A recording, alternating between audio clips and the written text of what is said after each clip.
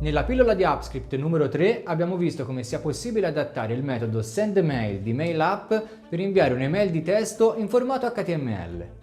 Sulla stessa base voglio mostrarti in questo video come sia semplice inserire un'immagine all'interno del corpo del messaggio.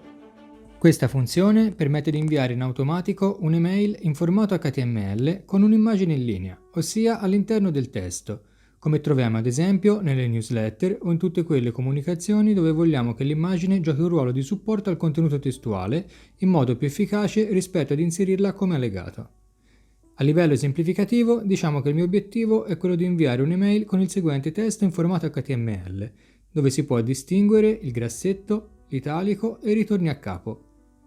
Oltre a questo ho inserito un tag immagine il cui parametro src, che sta per source, l'URL del file che vogliamo mostrare, contiene come valore il riferimento all'immagine preceduto da CID:2. Questa è la sintassi richiesta. Il riferimento all'immagine è quello che dovrà essere definito all'interno dell'oggetto inlineImages, un elemento aggiuntivo dell'oggetto contenente le varie informazioni avanzate già viste nella pillola numero 3.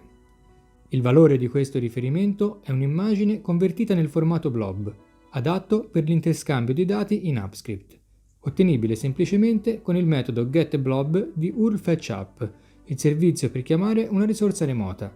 Questa risorsa deve appunto risiedere in rete. Prendiamo quindi ad esempio l'URL dell'immagine con la copertina del mio libro sul blog appscript.it e decidiamo di utilizzare questa come immagine in linea nelle mail che voglio inviare. Definito il destinatario e l'oggetto, quello che mi aspetto di ottenere è un corpo del messaggio contenente una stringa di testo, a capo l'immagine appena vista e di nuovo a capo un'altra stringa di testo. Proviamo ad eseguire la funzione. Se è la prima volta sarà richiesto di fornire l'autorizzazione allo script. Nella casella di posta il messaggio è arrivato e il contenuto è proprio nel formato atteso. Lo stesso criterio può essere adattato per inserire 2 o più immagini all'interno del corpo delle mail.